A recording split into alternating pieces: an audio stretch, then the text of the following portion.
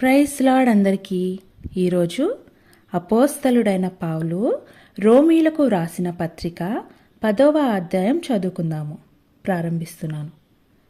సహోదరులారా, ఇశ్రాయేలీలు రక్షణ పొందవలెనని నా హృదయాభిలాషయు వారి విషయమై నేను దేవునికి చేయు ప్రార్థనయు నయ్యున్నవి. వారు దేవుని యందు ఆసక్తి గలవారని వారిని గూర్చి సాక్ష్యమిచ్చుచున్నాను.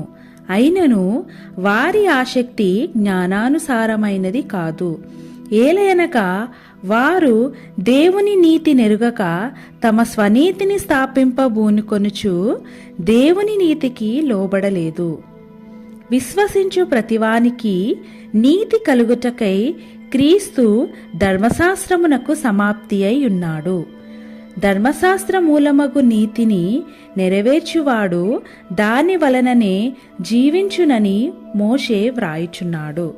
అయితే విశ్వాస మూలమగు నీతి ఈలాగు చెప్పుచున్నది: ఎవడు పరలోకములోనికి ఎక్కిపోవును అనగా క్రీస్తును క్రిందికి తెచ్చుటకు, లేక ఎవడు అగాధములోనికి దిగిపోవును అనగా క్రీస్తును మృతులలో నుండి పైకి తెచ్చుటకు అని నీవు నీ హృదయములో అనుకొనవద్దు.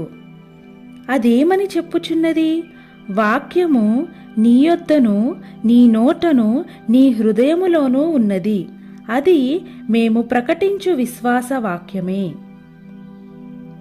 అదేమనగా యేసు ప్రభువని నీ నోటితో ఒప్పుకొని దేవుడు మృతులలో నుండి ఆయనను లేపనని నీ హృదయమందు విశ్వసించిన ఎడల నీవు రక్షింపబడుదువు. ఏలయనగా నీతి కలుగునట్లు మనుష్యుడు హృదయములో విశ్వసించును, రక్షణ కలుగునట్లు నోటితో ఒప్పుకొనును. ఏమనగా ఆయన యందు విశ్వాసముంచువాడెవడును సిగ్గుపడడని లేఖనము చెప్పుచున్నది.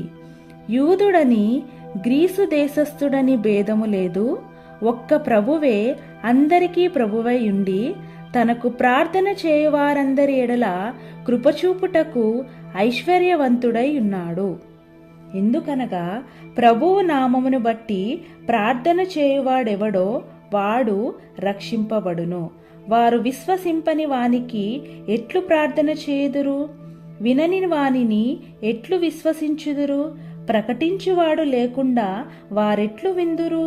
ప్రకటించువారు పంపబడిన ఎడల ఎట్లు ప్రకటించుదురు? ఇందు విషయమై ఉత్తమమైన వాటిని గూర్చిన సువార్త ప్రకటించు వారి పాదములెంతో సుందరమైనవి అని వ్రాయబడి ఉన్నది. అయినను అందరూ సువార్తకు లోబడలేదు. ప్రభువా, మేము తెలియజేసిన సమాచారం ఎవడు నమ్మెను అని యెషయా చెప్పుచున్నాడు గదా. కాగా వినుట వలన విశ్వాసము కలుగును, వినుట క్రీస్తుని గూర్చిన మాట వలన కలుగును. అయినను నేను చెప్పునదేమనగా, వారు వినలేదా? విన్నారు గదా. వారి స్వరము భూలోకమందంతటికిని, వారి మాటలు బూదిగంతముల వరకును బయలు వెళ్ళెను. మరియు నేను చెప్పినదేమనగా, ఇశ్రాయేలునకు తెలియకుండెనా? జనము కాని వారి వలన మీకు రోషము పుట్టించెదను, అవివేకమైన జనముల వలన మీకు ఆగ్రహము కలుగజేతును అని మొదట మోషే చెప్పుచున్నాడు.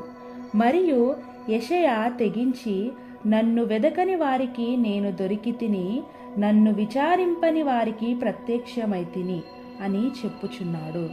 ఇశ్రాయేలు విషయమైతే అవిధేయులే ఎదురాడు ప్రజలకు నేను దినమంతయు నా చేతులు చాచితిని అని చెప్పుచున్నాడు. ఆమేన్.